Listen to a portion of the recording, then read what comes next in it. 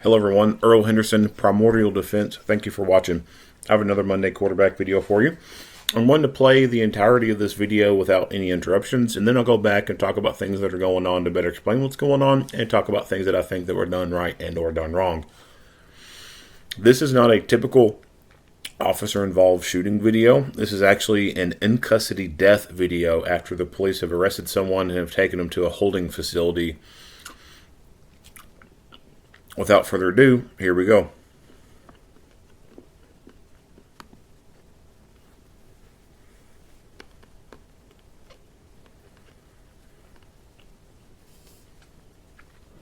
Hello, I'm Sergeant Efrain Cornejo.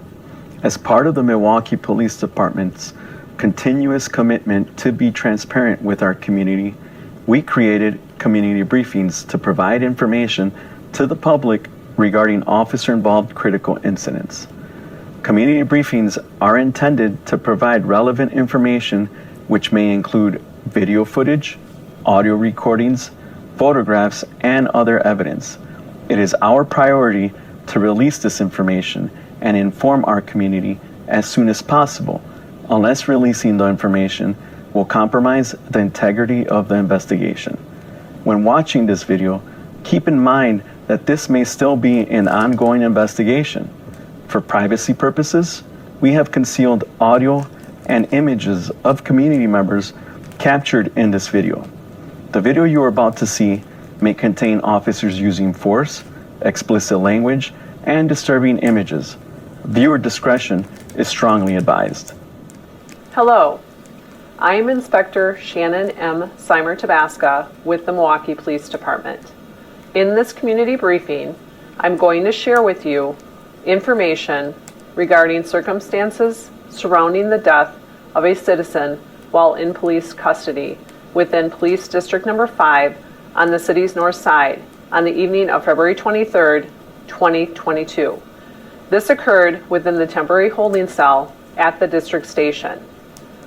The following is a picture of the cell the subject was in when he became despondent. Police contact with the subject was initiated during a traffic stop in the early morning hours of February 23rd, 2022 in the 2000 block of West Capitol Drive. Officers conducted the stop for a moving traffic violation.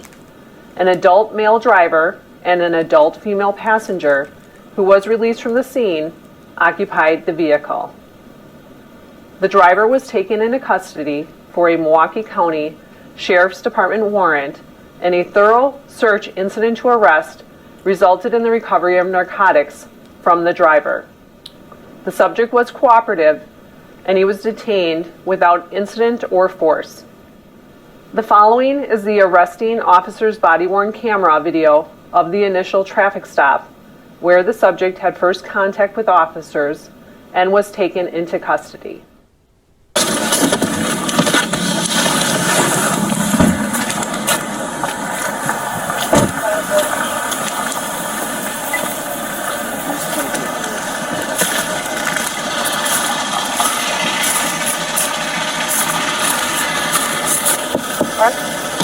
Hello, sir. Hey, how you doing, sir? I'm Officer Maritime of the Milwaukee Police Department. The reason I'm stopping you tonight is for failure to signal.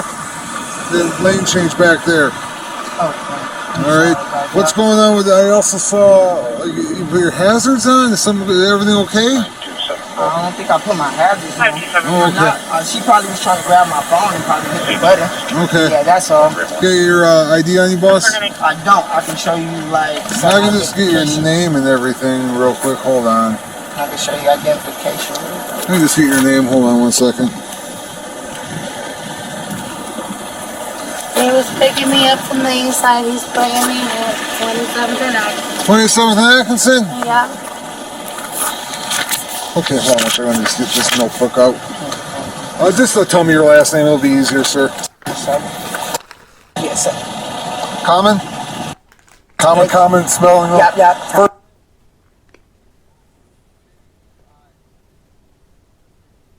And middle initial.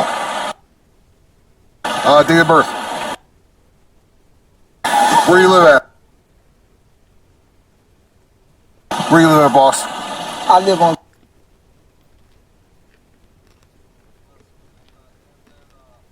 What's your phone number?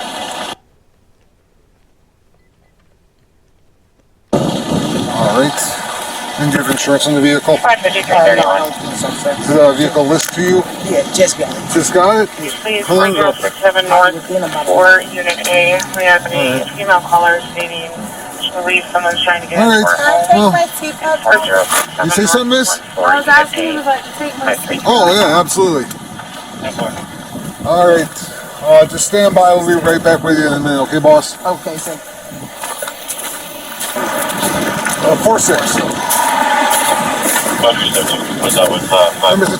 Why don't you step out of the car? 10-4.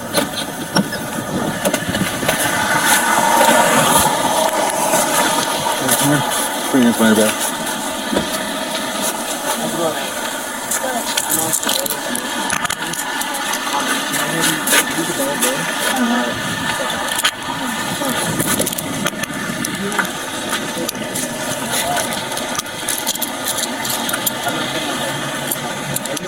Can I grab my phone? Yeah, we'll grab it. We're just going to go back to the car. Got it? Let's go over this. Is there anything wrong with you? Here you go, Lauren. Following the arrest, the subject was transported to District 5 for further processing. After removing the subject from the police vehicle, officers conducted another search, incident to arrest, and as the officer reached into subject's left pants pocket, the subject lunged forward towards the rear seat of the squad where he was seated and attempted to ingest a white rock-like substance believed to be narcotics. In this video, you will see the subject lunge forward and hear the subject state, "I ate him. I ate the little smoke I had." Come on, boss. Can I empty the rest of my pocket? Yeah, hold on. What pocket? Which one? This one. Here. Trying to eat it. Trying to eat it.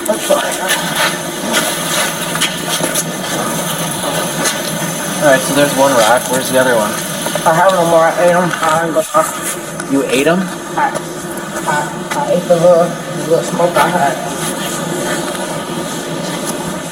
Officers continued their search of the subject, and a large quantity of U.S. currency and multiple packaged illegal substances, marijuana, methamphetamine, and cocaine, were removed from the subject's person.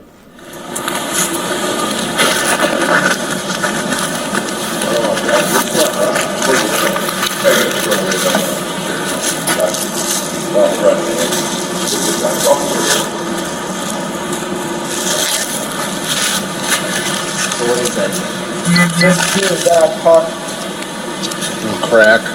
Weed that I eat, crack that I eat, weed that I eat.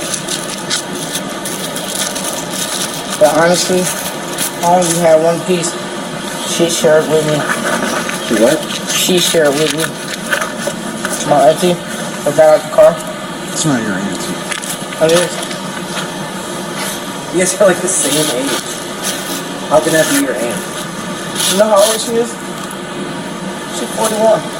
How old are you? I'm only 20. In the money? No, I just came from gambling with my cousin and that's when my mom called me at this to get hurt.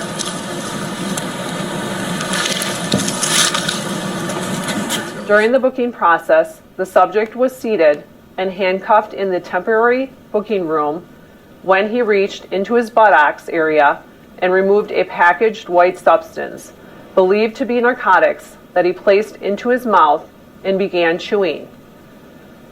The subject removed an additional packaged white substance from his buttocks area and dropped the package on the floor. Subject attempted to retrieve the package with his left foot, however, was unsuccessful and concealed it with the garbage can located in the room.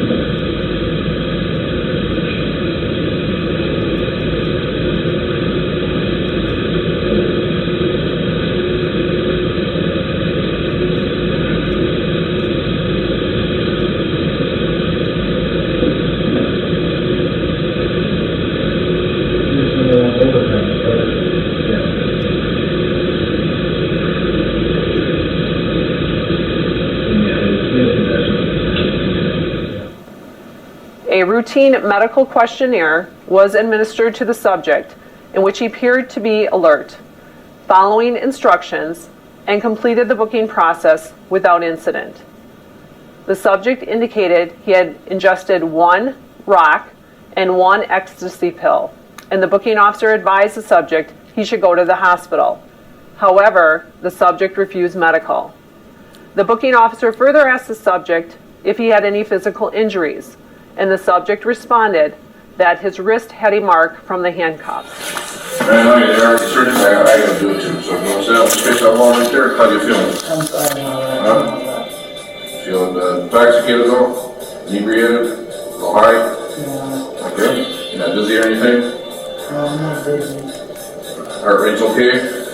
Should be, I had 3 different things. What's the other one? See in the crack?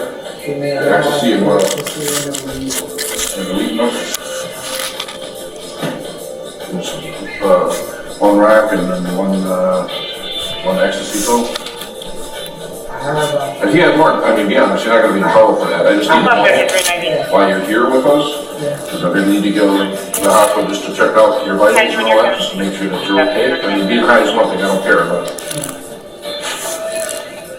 but it's face along.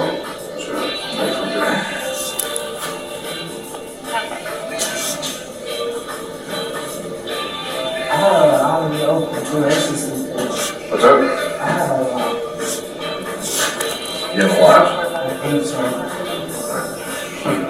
Maybe it's just some, after, Should I go in there too? I don't know, like, I don't know about that. I should look. I know you don't want to, but, I mean, like, how many ecstasy pills did you have?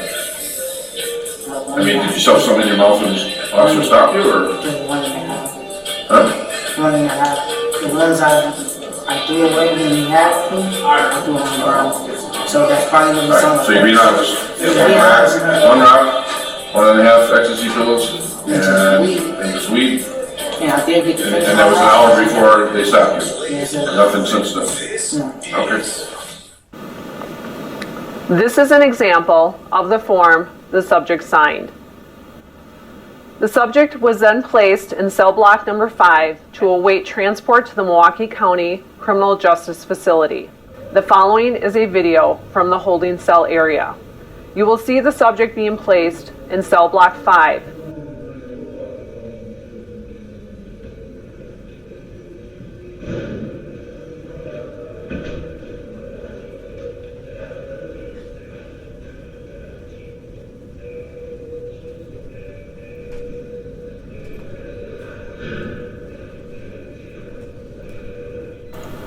During a cell block check, the booker noticed that the subject was not breathing.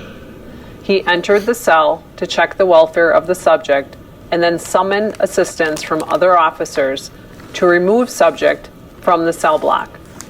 The officers immediately activated Emergency Medical Service, EMS, by performing cardiopulmonary resuscitation, CPR, to the subject.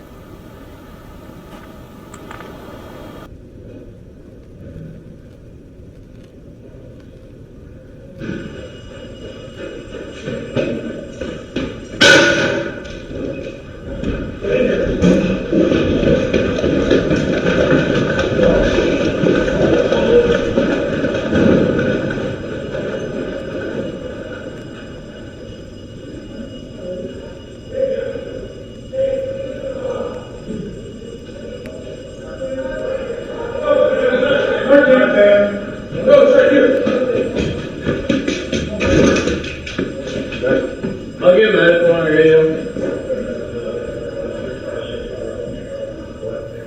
Medical attention was summoned and medical personnel attended to the subject where life-saving measures were attempted.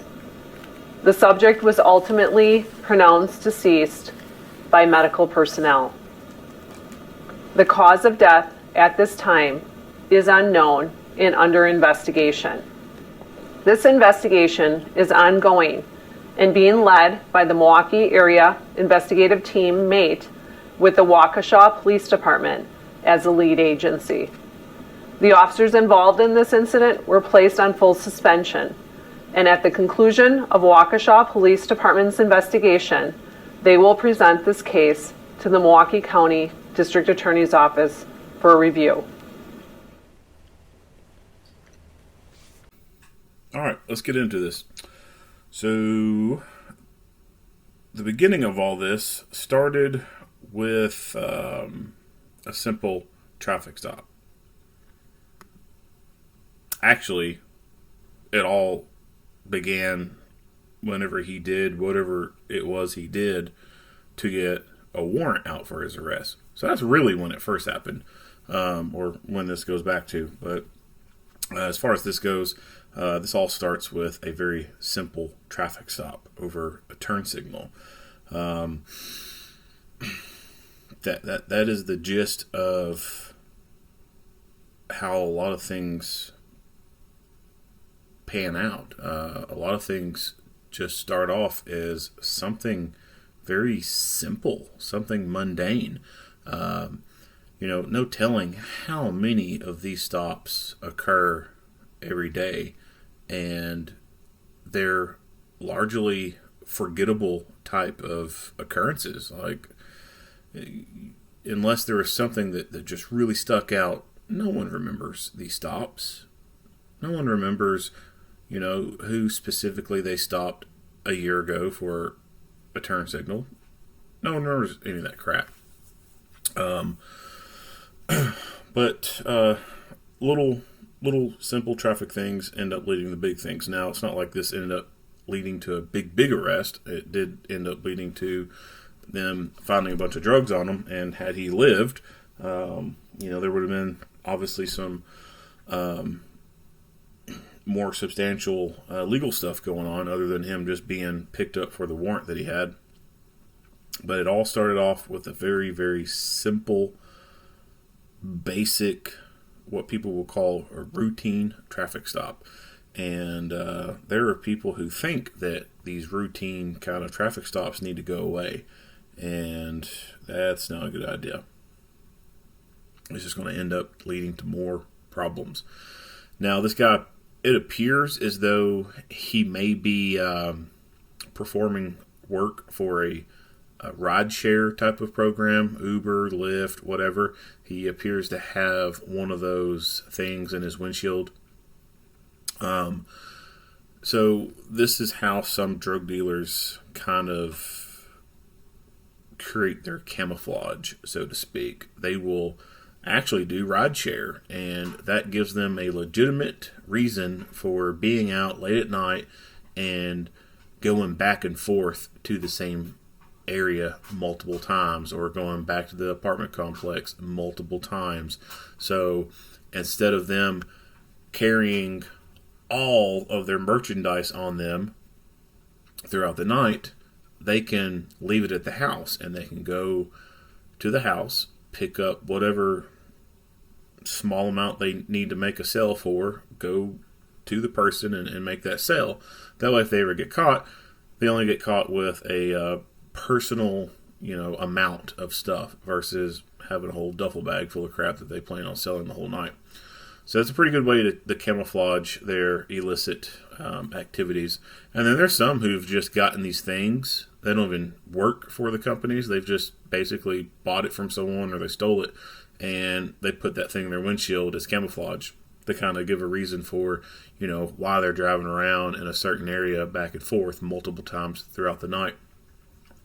The woman in the passenger seat, she mentioned, actually, it wasn't even, to my understanding, from what I can remember from it, no one even started talking to her. She just started soliciting this information on her own. And the way that she started talking about it, it was very obvious that she was being deceptive. Like, she was trying to be extra, so to speak, and try to add to the camouflage of, oh, there's nothing going on. He's just picking me up from blah, blah, blah, and going blah, blah, blah. That's typical deceptive behavior from people. I would say that they're probably up to no good at this point, and that is why she started soliciting all this information, trying to make it seem as though nothing's going on. Now, they did mention that they found a little bit of drugs on him,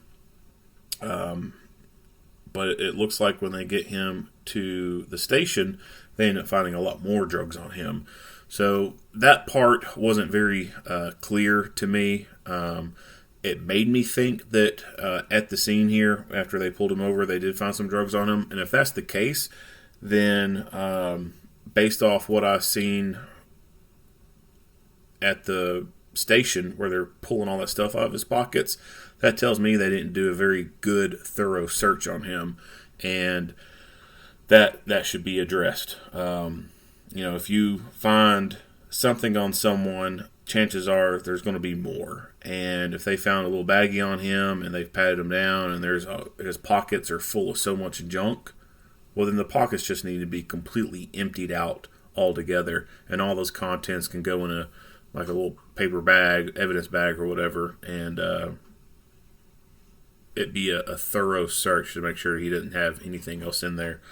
But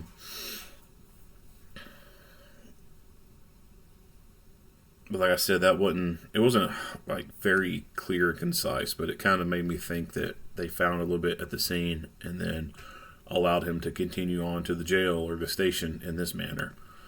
Get him out of the car. Which one? This one.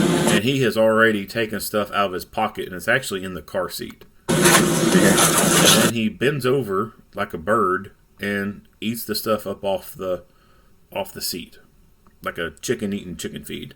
That right there should have been an automatic transport to the emergency room to get his stomach pumped. They should not have just continued on with taking him inside the jail and processing him. It should have just been an immediate transport to the emergency room and then have him medically cleared for incarceration. That way, at that point, you're tending to his medical needs for the fact that he just swallowed copious amounts of narcotics, and you're taking that risk, that liability off of you when you do that. So if you can get them to the ER, get a physician to sign off that they've been medically cleared for incarceration, then if something does end up happening to them medically, you're still going to be named in a lawsuit, but you're going to be clear. I mean, that lawsuit's not going to have any traction. It's going to be dead in the water, so to speak, and you're covered. It falls back on the hospital at that point. The name of the game is CYA, cover your ass, and like I said, at this point, it should have just been an automatic transport to the ER. Now, why didn't this happen? I don't know. I don't know specifically why this happened, but I can tell you there's a lot of officers who do not like sitting at the ER. It sucks. It really does. I've taken people to the ER before and sit there for hours. Go in and just sit for like an hour before a doctor ever gets back there, and then sit some more, and then they tell you you're going to get discharged, and then you sit there for like an hour or two more after they done told you they're going to discharge you. So it does suck sitting at the ER. So some people try to avoid it as much as possible. But something like this, it's a no-brainer. Like, go ahead and take them to the ER. Take that liability off of you. Agencies are responsible for people's well-being after they have taken custody of them. And I believe in that to an extent. When it comes to something like this guy has willingly and knowingly swallowed drugs on his own. To me, that's on him. If he wants to accidentally murder himself, then so be it. Go ahead and take yourself out of the gene pool there. I don't think that anyone should be held liable for those kind of actions. But unfortunately, that's not the world we live in, and agencies are responsible for tending to people's needs, even when they do stupid stuff like this.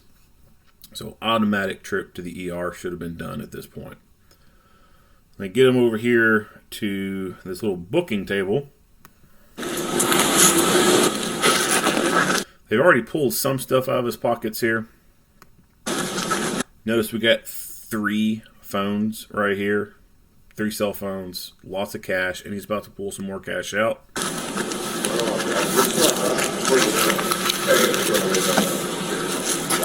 So this guy's a drug dealer. Like this is not a personal amount of drugs. This is not all of his money from doing rideshare, if that's even what he was, legitimately doing. And who the hell carries 3 cell phones? Like, normal people do not carry 3 cell phones. Drug dealers carry multiple cell phones on them. At this point right here, assuming that he didn't bend over like a chicken and start eating stuff off the floor, let's say he did not do that. He didn't eat that stuff, and they came straight over here.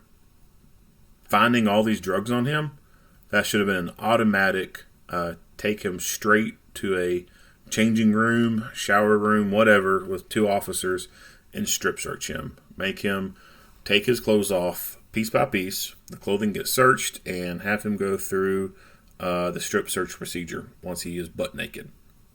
That is a pretty standard operating procedure for a lot of detention facilities.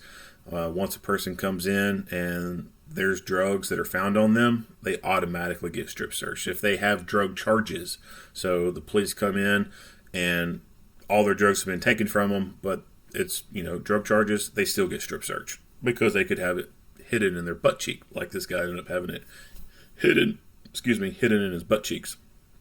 So, failure number 2, really. They found all these drugs and failed to immediately do a strip search.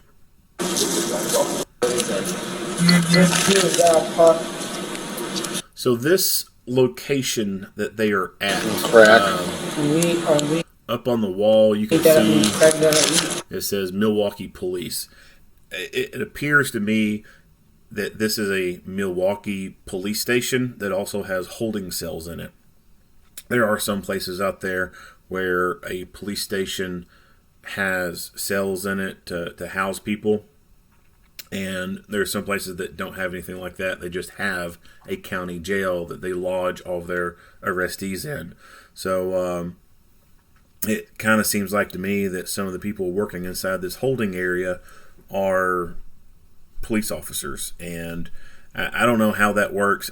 Our area does not operate in any way like this at all. Our area has a county jail, and none of the agencies here have holding cells within their stations. There's interview rooms that can be locked from the outside, and you can't very easily get out. But there's no way like a holding cell, not like a true jail cell. Now, I do know that our old police headquarters did have a holding cell down there. It's now the city hall. But other than that, like I said, around here, this is not how stuff is done. So I'm kind of curious to find out more about how they operate their facility.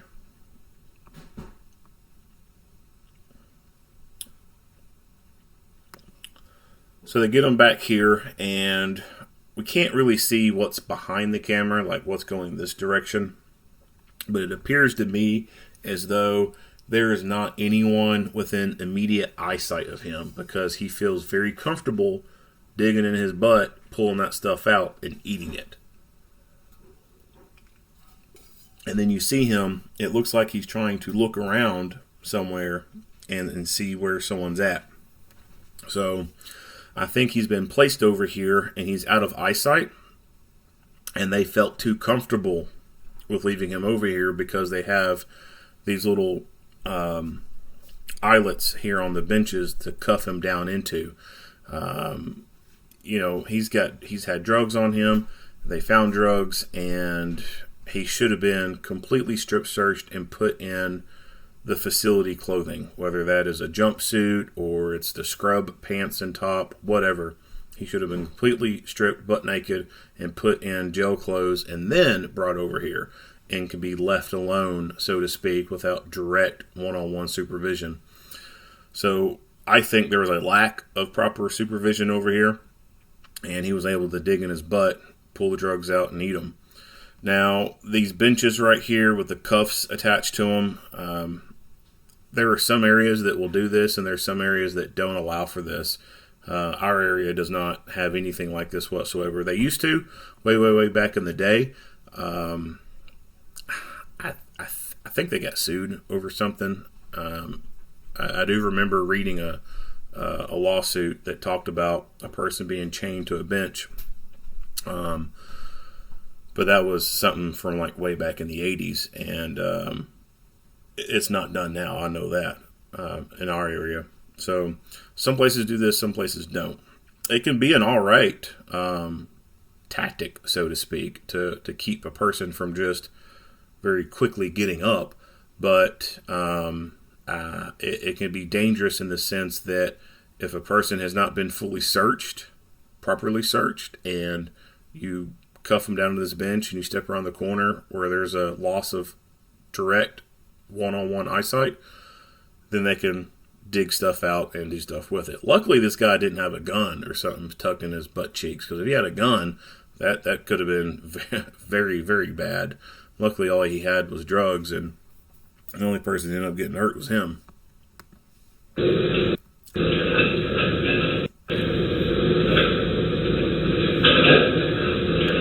Oh yeah, eating stuff out of your butt. You would be surprised.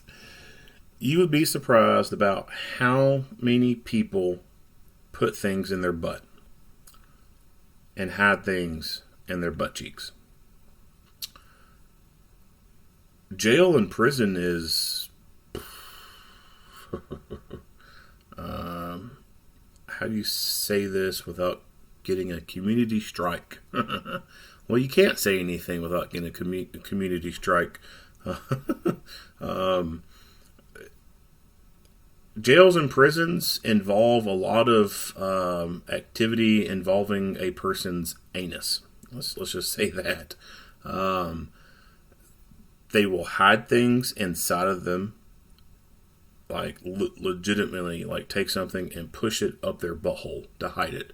And then there's a lot of people who will just hide stuff in between their butt cheeks. And it's not even just, contained to just jails and prisons. They learn this stuff there, and then they do this stuff on the streets. And they do this because not everyone's searching the butt cheeks. And unless you have very good reason to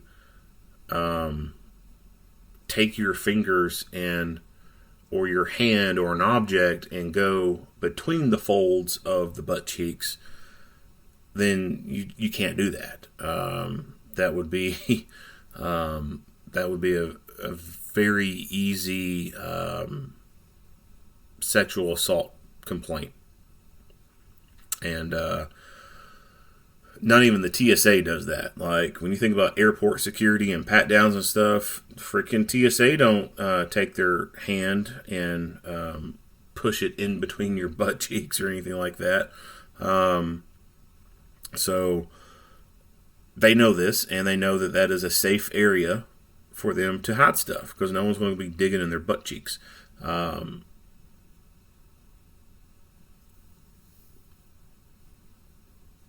Some people can, and it depends on how much movement they're doing, but some people can also hide things in between the fold of their thigh and their pubic area. The best way that I found to be able to get stuff out of that is to have them spread their legs pretty far. And then as you're doing the pat down, of course, use the back of your hand, go in between the legs and press up. There's nothing that can be said about that. That's a normal pat down. And then still using the back of the hand, going not, how do you word this? I won't say penetrating, because you're not really penetrating, but using the back of your hand, patting down the rear of the buttock area and going over the area where the fold of the butt cheeks are. You can pat down over that, but you can't really take your hand and press inwards to feel in between there. But you can feel around that area, and it'd be perfectly acceptable. Again, I mean, if TSA does it, you can do it. As far as trying to find out if anything else is in the butt cheeks, another technique is, like I said, get them to spread their legs pretty well, and then get them to do a squatting motion, and that can cause the butt cheeks to sort of spread a little bit, and if they don't have it shoved deep in enough, then it could come loose a little bit into the underwear, and then when you get them to stand back up and pat them down again, you might be able to feel it. But other than that, if they got it stuck, pretty much right close to their anus, I mean, chances are, it's probably not going to be coming out and be very easily detectable. That's where if you have enough information, then once you get them to the jail, then you can obviously request a strip search. Or if it's drug charges, it's automatic. Like, you should automatically go ahead and do one. Or at least have the jail do one, because they should have a policy. They should have a policy in place where anybody coming in with drug charges automatically gets strip searched.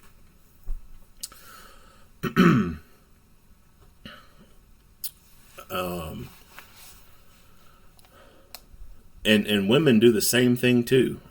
Of course, they have an extra hole down there, and the terminology, the nickname for that is a jail purse. Women like to hide things in the jail purse. They'll hide hypodermic needles in there, and drugs, and all kinds of stuff. People who do this, they're typically nasty people. They really are. I mean, what clean, respectable person is going to take drugs or tobacco and shove them up their butthole? Like, that's, and then take it out, and in this case, eat it. Or if it's tobacco and it's been in your butt, take it out and smoke it. I don't care if it's been in a bag or not. Like, that is gross. Anyway, that's enough butt talk. Moving on.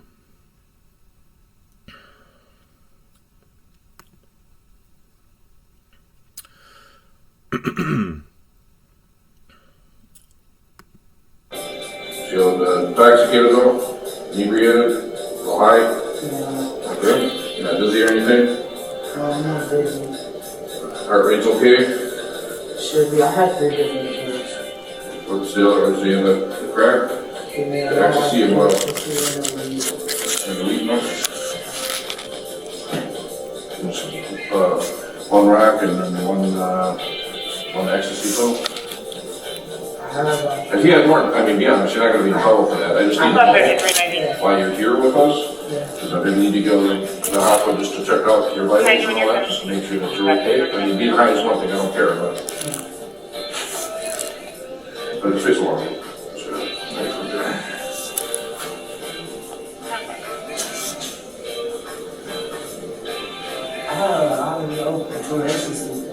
What's that? You have a lot. Okay, so he's doing more of the booking process stuff over here. This guy's doing some kind of paperwork. I'm not exactly sure what it is that he's doing as far as paperwork goes. These appear to be logs of some sort, it looks like to me. What kind of logs these are, I don't know. If they're within the holding cell area, these could be just simple check sheet logs on people they got to go check on. Or this could be some other type of clerical kind of thing for the booking area. Every time someone comes in, they write down name and stuff and whatever. I don't know.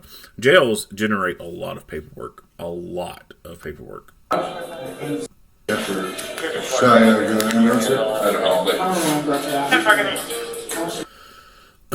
So at this point, they've mentioned about him going to the hospital.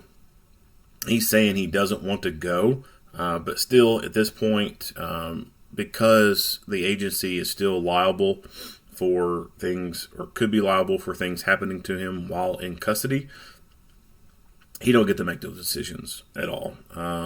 He should be automatically taken to the hospital. He should have already been taken to the hospital at this point anyway.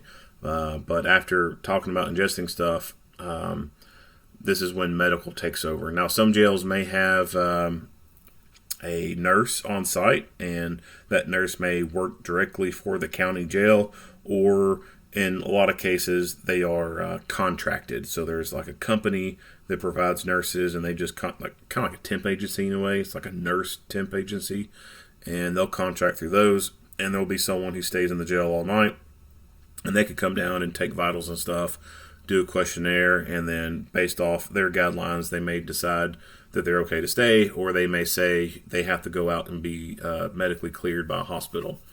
But in any event, he don't get to make the choice on whether he goes to the hospital or not. And quite frankly, at this point, he should have already been there. Okay.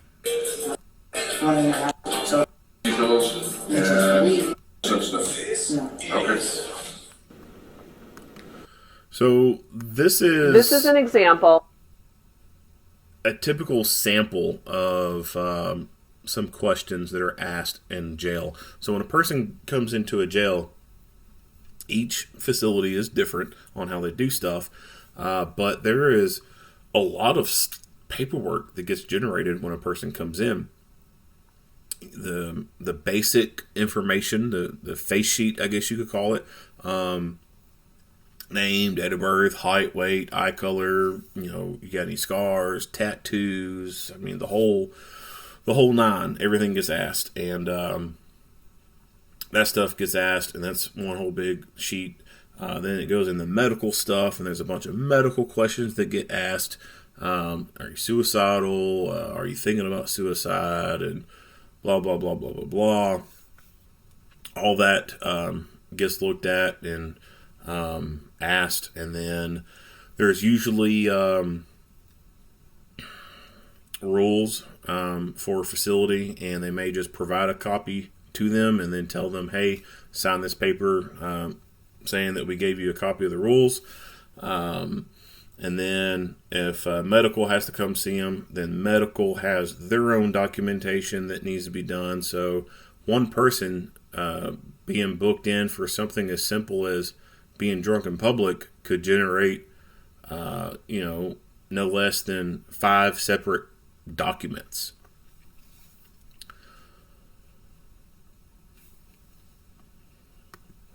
Of the form the subject signed.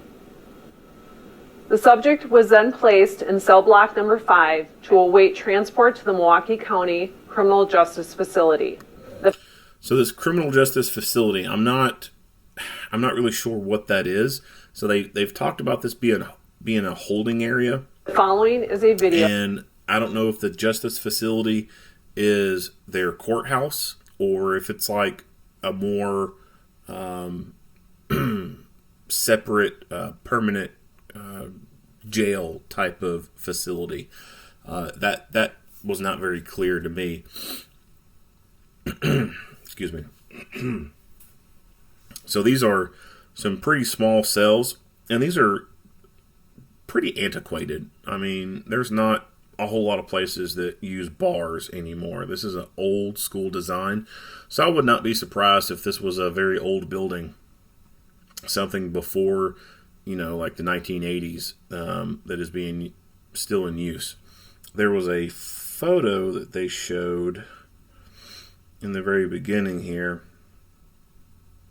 I don't know exactly where that's at, but they showed a photo of it. It's very small cell, and you can see this long ways right here is the bed. There's a toilet in there, and that's it. You can see right here. So from this wall to here is literally how wide the room is. So it's a single man cell, and when he gets brought in from the holding cell area, he is still wearing the clothes that he came in with. Yeah. You will see the subject being placed in cell block 5.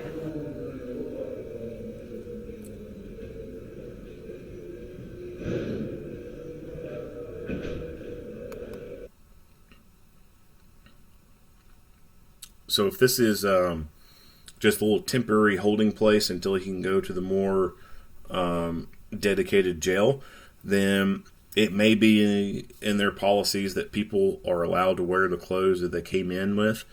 I don't think that's the greatest idea. They should be put in some type of detention clothing, whether that's a jumpsuit or scrub pants and a scrub top. It needs to be done that way so that they cannot take their clothing and use it to harm themselves. He does have his tennis shoes. Now, it did look like the tongues of the shoes were sticking up, so that could be an indication that they at least had him take his shoestrings out so that he couldn't hang himself with them. But even then, you still don't want people having shoes, new arrestees in a holding cell area still having their shoes on, because it makes it easier for them to fight. That's why they are given flip-flops to wear. It's harder to keep your flip-flops on and get good traction wearing those things. So the footage here is pretty short. It just shows them bringing him in here. And then next it shows them coming in here after they've noticed something has happened. They don't include any footage of anybody coming in here and doing checks. Now, from here and until they find him, I want to say it was like something like 15 hours that elapsed in between these times. So, if it was 15 hours, then that makes me think that maybe this criminal justice facility that they'd be transferring him to was going to be a court. So this could be, when he got arrested was late in the afternoon. He stayed overnight until early morning, and then they'd take him to the courthouse. I don't know why he would stay so long in a little holding cell area before getting moved to a more main jail type of building. But there's about 15 minutes of time in between when they bring him in and put him in his room and then leave and then come back. Or not leave and come back, as if that was the only time they came in there. But until, we see the next footage. So in between those times, there's supposed to be checks being done. And that's a pretty common practice. Anytime there's a person in a cell all by themselves, people will go around and check on them every 15 minutes to make sure they're still alive. Now, generally, in a larger cell, like a general population cell, where there could be 10, 20 people in one room, it's not common to do 15-minute checks on them because there's so many of them together, and if someone was being suicidal, it's a little bit more likely that someone in that cell would notice something's going on and would try to intervene.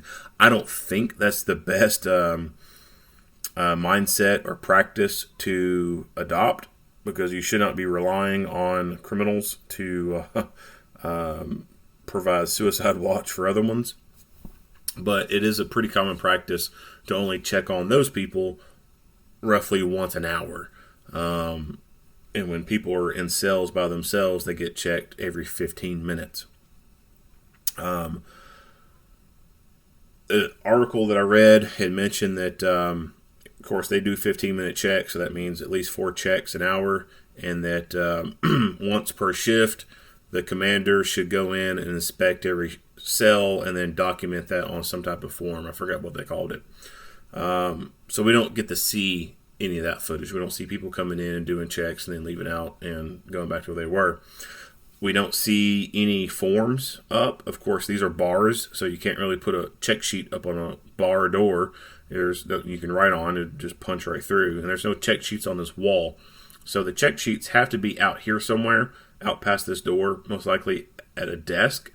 And so that would make me think that whoever's manned back here would come in through this door, go check all these people, then go back to that desk or that place where they hang out at, and then write in on the check sheets and document that either everything appears to be okay, they're asleep, whatever. Each facility varies on how they do this. Each individual cell may generate its own document that has the person's name on it, and that let's see here, I got 1, 2, 3, 4, 5, 6, 7, 8. Is that 1, 2? Sorry, hold on. 1, 2, 3, 4, 5, 6, 7, 8, 9. So there's like 10 cells here, I think. So if there was 10 people in all these cells, then that would mean that there would be 10 separate pieces of paper that they would have to go and write on every 15 minutes. So some places do it like that. Some places just have one sheet of paper, and then it has all the people's names within that pod, you could call it, listed on there. And they will go through and document on there, check complete, all appears to be okay, or something. They write something on there. When it comes to these check sheets, some people are not very thorough with their documentation. Some people may simply just write a one-word report on there, and they might just write sleep. When it comes to these documents, I'm not saying you should write a book, but there needs to be something a little bit better than just writing sleep on the check sheet. I think that appears to be okay is an acceptable thing to write down on there, because you're just basically documenting what you're seeing, and you don't know if everything's okay or not. You haven't gone in there and touched them, so it appears to be okay. Appears to be asleep versus asleep, because they could be in there dead, and you just wrote on this document that they're asleep when in fact they weren't. So I'm a big fan of saying, appears to be okay. When it comes to these checks, sometimes, and this happens in all facilities at some point, some are worse than others, but there comes a point where sometimes there's a missed check. Like, people get busy, there's a fight going on, and you miss a check. That happens. Sometimes people kind of negligently miss checks. Like, they ain't got crap going on. They're just too lazy to go back there, and then they'll go back there and look once an hour, but then they'll write on the cheats that they checked on them on certain times, or they will forge documents and say that they were there at a specific time, and it's obviously a 15-minute check. So if they're at the 20-minute mark, some people will forge the document and show that they were there within that 15 minutes, when in reality they were not. There was something in the news article like I said, they had talked about the checks being done, and it didn't say anything about stuff like that going on, but there was some wording that was done in a way that kind of made me think that was what they were looking at, and that was they didn't say that specifically, but it made me think that, hey, there might be something there where someone didn't do a check at an exact time, and they're going to get caught for it. When it comes to doing checks on people in one-man cells, especially if they're suicidal or they're on some type of medical observation or whatever, I think that it's important to be able to establish the fact that they're alive. And that would require standing there for a few seconds to see signs of life. You come to the door, you look at them, and you check for chest movement. Now, a lot of these guys, they will cover up with their blankets, and it's like they're in a sleeping bag. You can't see their chest moving. And how are you going to verify signs of life? You can call out to them. Obviously, it'd be very easy to call out to someone because of the bars. And if they respond, then that's a sign of life. When it comes to suicidal people, obviously they should not be having their head covered. But some people some staff will allow that to go on because they're not very thorough in their job, and they just don't want to bug people. They think it's rude or impolite, or they're afraid of the inmates and they don't want to piss them off. So they won't do anything to rock the boat, so to speak. But when it comes to people who are suicidal, people on medical watch, or people who are on detox, I think it's important to establish not just signs of life, but some level of consciousness there. And I think it's perfectly acceptable to call out to them, even if it's 2 o'clock in the morning and there's a good chance they're asleep. Call out to them to get them to respond. Yeah, you're waking them up, but hey, you know what? So be it. If you're on suicide watch, then hey, I'm taking care of you. If you don't like it, don't tell people you're suicidal. If they don't respond verbally, then I think it's perfectly okay to rattle the door. You can grab the handle on these doors. Usually there's some wiggle room there. You can grab that handle and jerk on it, and metal will clang against metal and make a loud noise. Usually you'll see them kind of jerk with that sudden movement, that sudden sound, just like most anyone would. That could be a verification of sign of life. If they don't do that, then jiggle that door a couple more times, make it loud, and if they don't move at that point, you could take your foot and not mule kick, but kick the door hard enough to where it makes a loud enough noise to where it's non-mistakable that a loud noise was made. If they don't respond to that, kick harder. And if they don't respond to that, get someone to come down there with you, and both of you go into this cell and go check on that person and make sure they're alive.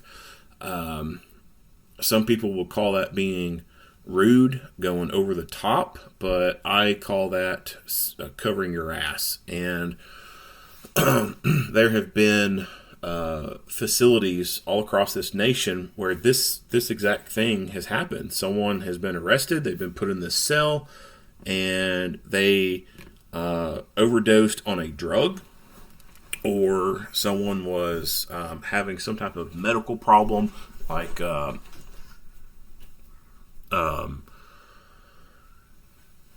having a heart defect or something, or they were diabetic. There's been actually quite a few people who got arrested because the police thought they were drunk, and they weren't. They were just having a diabetic episode, and they threw them in a jail cell, and then a few hours later go check on them, and it's a dead guy. So those are the reasons, like I said, for new arrestees, I think it's very important to verify signs of life when doing these checks, because there's been a lot of people who get arrested, they get thrown in a cell, and then they get found dead in the morning. Here in Kentucky, there was an incident, I want to say it was like 2016, maybe. I can't remember what year it was. It was before 2018. It was a juvenile facility here in Kentucky. It was up around E-Town, a place called Lincoln Village, I believe it was. A juvenile female had got arrested for, I forget what it was. It was something to do with a domestic violence thing with her mom, I think. And she got arrested and was brought to this juvenile facility, and they did her intake, and then they put her in a cell.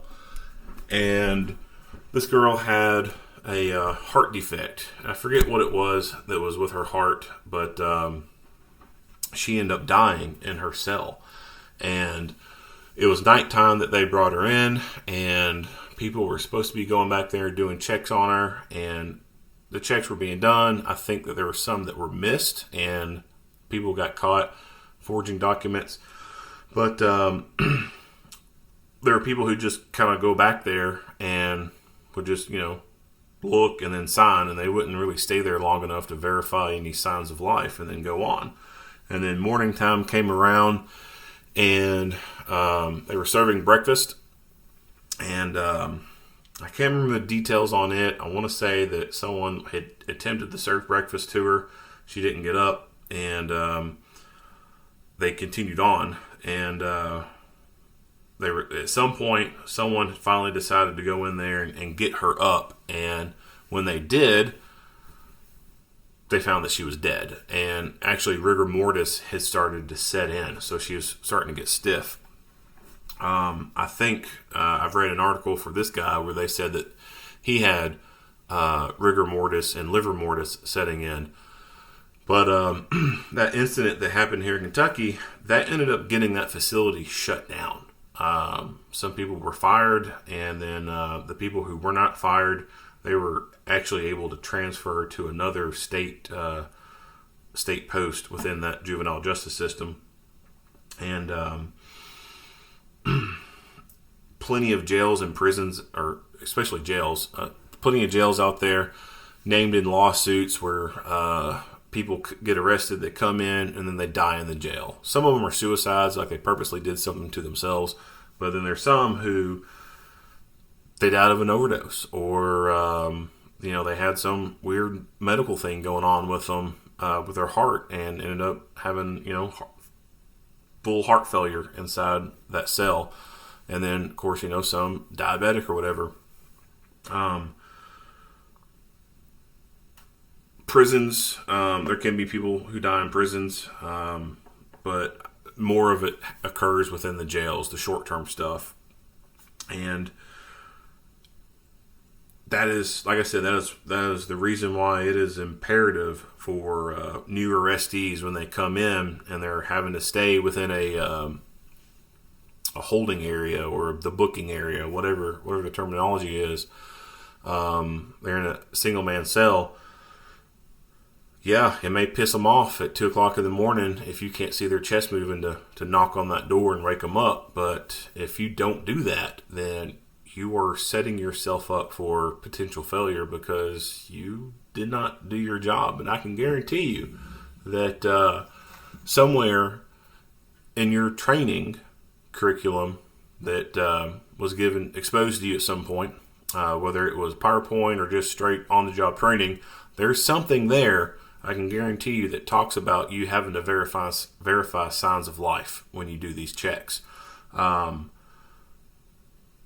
You may have been taught just to go sign your name to a sheet and that's it. But if you got to look at the policies, because when it comes to court stuff, that's what courts are going to be looking at. They're going to be looking at what you signed your name to as far as a policy and what you read and understood. They're not going to base it off of, well, during my on-the-job training, Bob said I could do this.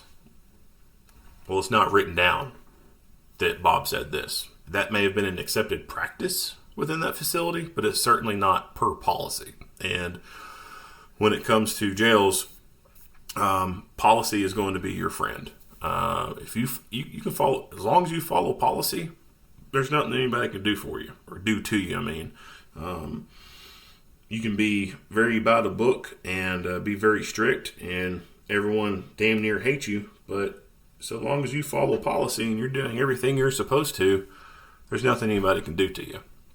And when it comes to stuff like this, this is big time lawsuit right here. The woman had mentioned that some people were suspended, full on suspension, and so not only are you being put on, and I don't know if this was with pay or without pay, but it could have been without pay. So if you got put on a suspension without pay for a month period of time, well, that's a lot of loss of income right there. And being involved in a situation like this, a lawsuit, you are responsible for someone dying, that kind of impacts your ability to get another job somewhere, especially working in this same industry. Like if someone dies on your watch and it's proven that you're responsible for it, and you're lucky enough to escape any kind of criminal charges, then you're still going to be extremely hard-pressed to be able to get back into that type of industry when it's been documented that someone died on your watch and you didn't do your job correctly. So it can impact your career in a big way. So this guy went in, he noticed it, and he hit the little alarm on the wall, and then the whole cavalry came. So you can tell that some of these guys, like this dude, he's got the full duty gear on and the police thing, he's got a gun in his holster. So That's another thing that makes me kind of think this is just a regular police station that happens to have a holding cell area, because you see some of these people coming in like this. Guns within a detention facility should be a no-go unless it's something serious going on, like a riot or something like that. You don't want guns in the jail because you are very vastly outnumbered. Like, you could be very easily overtaken and have that gun taken away from you. I don't know of any jails in this country that allow people who work inside the jail to carry guns on the floor, like going from housing area to housing area, carrying a lethal weapon on them. It is a very, very common policy and practice to not allow guns into the facility because there's just too much risk there. But somehow this dude made it back there with a gun in his holster, and that's an issue. Like, you should not be bringing guns into this secured part of the facility. Someone could very easily take it. Not much else to say about this video. If you like what you hear and see, go ahead and give me a like and a share. If you have not already, hit that subscribe button and stay tuned for more Monday quarterback videos. Earl Henderson, Primordial Defense. Thank you for watching.